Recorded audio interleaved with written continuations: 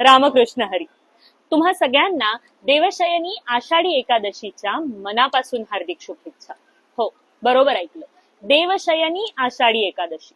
आज आषाढी एकादशी आहे. आजच्या दिवसापासून असं म्हणतात की भगवान विष्णू शयन कक्षात जातात किंवा निद्रिस्त होतात किंवा आराम करतात, म्हणून हे पुढचे 4 महिने आपण चातुर्मास सुद्धा पाळतो.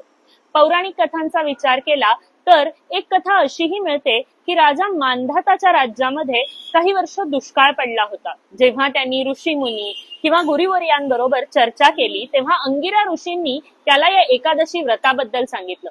जेव्हा तू हे व्रत करशील तेव्हा तुझ्या राज्यात वृष्टी होईल असंही त्यांनी सांगितलं, आणि म्हणून राजा मांधातांनी हे एकादशीचं व्रत केलं होतं, अशी एक पौराणिक कथा सुद्धा आहे.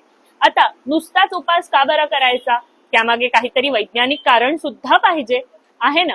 वैज्ञानिक कारण सुद्धा आहे.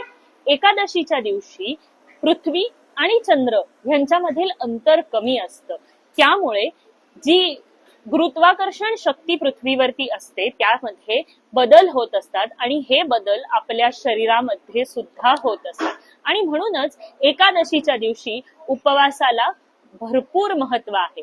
मग ह्या एकादशीला आपण आपलं संस्कृती, आपलं अध्यात्म, आपला वैज्ञानिक दृष्टिकोन हे सगळं एकत्र घेऊया आणि ही देवशयनी आषाढी एकादशी सगळ्यांनी एकत्र मिळून साजरी करूया.